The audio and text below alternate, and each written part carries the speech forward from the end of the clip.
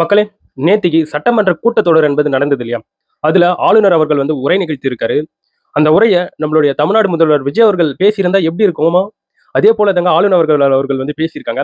நேத்திக்கு ஆளுநர் அவர்கள் அப்படி என்னப்பா சிறப்பா பேசியிருக்காருன்றத பத்தி உங்ககிட்ட ஒன் பை ஒன்னா ரொம்ப ஷார்ட்டா சொல்லிடுறேன். அதே சமயத்துல டிஎம்கேவும் சரி, ஏடிஎம்கேவும் சரி, விஜய் அவர்களுக்கு எதிராக நேத்து சில சம்பவங்களை செஞ்சிருக்காங்க. ஸோ அது எல்லாத்தையும் பத்தி ஃபர்ஸ்ட்ல உங்ககிட்ட நான் சொல்லிடுறேன். வணக்கம் மக்களே, நான் உங்க கோகுல். இது உங்க கோகுல் டேக். ஸோ இது போன்ற கரண்ட் அஃபேர்லாம் நீங்க தெரிஞ்சுக்கணும்னா கோகுல் டேக் சேனலை சப்ஸ்கிரைப் பண்ணிக்கோங்க. இன்னைக்கான குரலை உங்ககிட்ட நான் சொல்லிடுறேன். அதாவது கோலின் பொறியின் குணமிலவோ என் குணத்தான் தாளை வணங்கா தலை.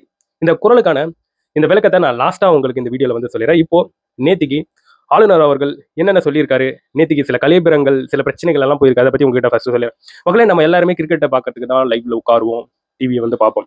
ஆனா இப்போ நம்ம தமிழ்நாடு சட்டப்பேரவை கூட்டத்தொடரில் என்ன போய்கிட்டு இருக்கு அப்படின்ட்டு நம்ம உட்கார்ந்து பார்க்கறதுக்கு ரீசன் என்னங்க? நம்மளுடைய தங்க தளபதி விஜய் அவர்கள் தான். அதுல மாற்று கருத்தே கிடையாது. ஸோ ஆளுநர் அவர்கள் வந்து நேற்றுக்கு உரை நிகழ்த்தியிருக்காருங்க. ஸோ அதுதான் வேர்க்கத்தக்கதாக இருக்குது. ஏன்னா ஒரு மத்தியில் இருக்கக்கூடிய ஒரு கவர்மெண்ட் தான் ஆளுநர் அவர்களுடைய அந்த பொறுப்பு. ஸோ அப்படி இருக்கக்கூடிய ஆளுநர் அவர்கள் ஆஹா ஓஹோன்ட்டு உச்சி முகர்ந்து இப்போ இருக்கக்கூடிய கவர்மெண்ட்டை வந்து பாராட்டியிருக்காருங்க. ஐ மீன் அந்த வார்த்தைகளை வந்து உரை நிகழ்த்தியிருக்காருங்க டிவிகே கவர்மெண்ட் சம்மந்தப்பட்டு. ஸோ அதெல்லாம் பார்த்துலாமா?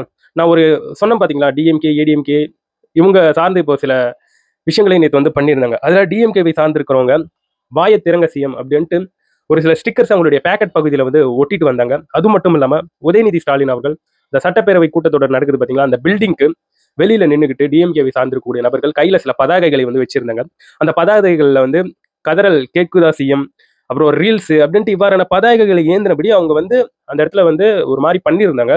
அது மட்டும் இல்லாம சில ஷவுட்டிங்கும் பண்ணாங்க. வாய திறங்க சிஎம் அப்படின்ற மாதிரி சொல்லி அவங்க சில ஷவுட்டிங்கும் பண்ணாங்க. இது போன்ற கலியபுரங்களும் ஒரு பக்கம் அந்த இடத்துல வந்து நிகழ்ந்தது. அதுக்கப்புறம் சிஎம் மற்றும் ஆளுநர் அவர்கள் அந்த சட்டப்பேரவை கூட்டத்தொடருக்கு வந்துட்டாங்க. ஸோ ஆரவார வரவேற்பு என்பது நடந்தது. சபாநாயகர் ஜேசிடி பிரபாகர் அவர்கள் போயிட்டு ஆளுநரை வந்து அழைச்சிட்டு வந்தாங்க. ஃபார் த ஃபர்ஸ்ட் டைம் இப்போ டிவிகே கவர்மெண்ட் அமைஞ்சு நம்மளுடைய தமிழ்தாய் வாழ்த்து என்பது நேஷனல் ஆந்தம் முன்னாடி போடப்பட்டிருக்குங்க அந்த சட்டசபை கூட்டத்தொடரில். ஸோ நம்மளுடைய தமிழ்தாய் வாழ்த்து பாடப்பட்ட பிறகுதான் நேஷனல் ஆந்தம் தேசிய கீதம் என்பது பாடப்பட்டிருக்கு. ஒரு கான்ட்ரோவர்சிக்கு முற்றுப்புள்ளி என்பது வச்சாச்சு. இதுக்கு முன்னாடி ஒரு மிகப்பெரிய ஒரு கான்ட்ரோவர்சி என்னன்னா, ஏன் நீங்க தமிழ்தாய் வாழ்த்தை முதல்ல பாட மாட்டீங்க, ஐ மீன் அந்த பாடலையும் முன்னாடி வைக்க மாட்டீங்க அப்படிங்கிற ஒரு கான்ட்ரோவர்சி சுற்றி தெரிஞ்சுட்டு இருந்தது. இப்போ அதற்கு ஒரு முற்றுப்புள்ளி வச்சாச்சு. இதுக்கு முன்னாடி ஆளுநர் ரவி அவர்கள் இதுக்கு முன்னாடி இருந்தாங்க இல்லையா, ஆர்.என். ரவி அவர்கள் கிட்டத்தட்ட 3 முறை அவர் வந்து உரை நிகழ்த்தவே இல்லைங்க. போன கவர்மெண்ட் இருக்கும்போது ஏகப்பட்ட பிரச்சனைகள் போயிட்டு இருக்கோம், அதெல்லாம் நம்ம வந்து பார்த்துருப்போம். இப்போ ஆளுநர் அவர்கள் வந்து பேசியிருக்கிறது நிறைய பேர் இந்த இடத்துல வந்து ஆச்சரியத்துக்கு உட்படுத்தி இருக்கு. போன ஆட்சியில டிஎம்கே ஆட்சி செய்யும்போது ஆளுநர் அவர்கள் வந்து உரை நிகழ்த்தவே மாட்டாரு. அதுக்கு வந்து பல்வேறு காரணங்கள் சொல்லுவாங்க. நேஷனல் அந்தம் போடல, ஸோ மத்திய அரசுக்கு இப்படி போன்ற விமர்சனங்களை வந்து தெரிவிக்கிறாங்க டிஎம்கே சைட்லேருந்து. இது போன்ற ஏகப்பட்ட விஷயங்கள் வந்து பேசப்பட்டு வந்துட்டு இருந்தது ஆளுநர் ரவி அவர்கள் பேசாததுக்கு. இப்போ ஆளுநர் ராஜேந்திர அர்லேக்கர் அவர்கள் வந்து பேசியிருக்காங்க, பொறுப்பு ஆளுநர் அவர்கள். அவைதான் இப்ப நம்ம தமிழ்நாடு ஃபுல்லா பேசப்படக்கூடிய ஒரு பொருளாக மாறி இருக்கு. அவர் என்னென்ன பேசியிருக்காருன்றத உங்ககிட்ட வந்து ஒன் பை ஒன்னா சொல்லிடுறேன். அதாவது டிவிக்கே வரலாற்று சிறப்பு மாற்றங்களை கொண்டு வந்திருக்கு அப்படின்ட்டு அவர் வந்து ஸ்டார்ட் பண்றாருங்க. அது மட்டும் இல்லாம பகுத்தறிவு பகலவன் தந்தை பெரியார், காமராஜர், ராணி வேலு நாச்சியார், மக்கள் சேவகர் அஞ்சலை அம்மாள் இவங்களோட வழியில இந்த அரசு வந்து செயல்பட்டு இருக்கு அப்படின்ட்டு யார் சொல்றா? ஆளுநர் அவர்கள் அர்லேக்கர் ஆளுநர் அவர்கள் வந்து பேசுறாரு. மத்திய அரசு சார்ந்தவர் தந்தை பெரியாரை பற்றி பேசியிருக்கிறது இந்த இடத்துல வந்து ஆச்சரியம் அளிக்குது. ஏன்னா தந்தை பெரியார் என்றாலே அவ்வளோ கான்ட்ரவர்சி வந்து ஸ்ப்ரெட் பண்ணுவாங்க மத்திய அரசு. அவருடைய வாயில தந்தை பெரியாரை பற்றி பேசியிருக்காங்க, பகுத்தறிவு பகலவன் அப்படின்ட்டு வரவேற்கத்தக்கது.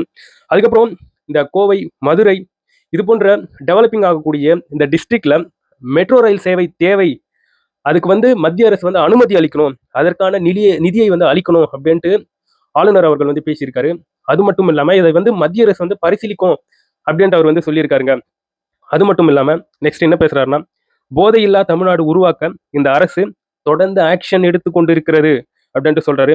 எல்லா டிஸ்ட்ரிக்ட்லயும் இந்த போதை பொருட்களை வந்து தடுப்பதற்கு சிறப்பு படை அமைக்கப்பட்டிருக்கிறது அப்படின்ற மாதிரி சொல்லியிருக்காரு. பல இதுதான் முக்கியமானது, பல நிதி நெருக்கடிகளுக்கு நிதி நெருக்கடிகள் இப்போ போயிட்டு இருக்குல்ல, அதுலயும் இந்த பெண்கள் பாதுகாப்பு படை பல திட்டங்கள் செயல்படுத்துகிறது டிவிகே அரசாங்கம் அப்படின்ட்டு பாராட்டியப்பட்டிருக்கு. ஸோ அவருக்கு எழுதி தரப்பட்டிருக்கூடிய உரையில இதெல்லாமே அவர் வந்து பேசியிருக்காரு. டிவிகே வந்து இருமொழி கொள்கையை வந்து பின்பற்றாது, தேசிய கல்விக் கொள்கையை கடுமையாக எதிர்க்கும், மும்மொழி கொள்கையை அமல்படுத்தினால் மட்டும்தான் நிதியை வந்து ரிலீஸ் பண்ணுவோம் அப்படின்ட்டு மத்திய கல்வித்துறை அமைச்சர் வந்து சொல்லியிருந்தார் இல்லையா. ஸோ அப்படிலாம் பண்ணக்கூடாது, அந்த நிதியை வந்து சீக்கிரமா விடுவிக்கணும் அப்படின்ட்டு சொல்லியிருக்காங்க.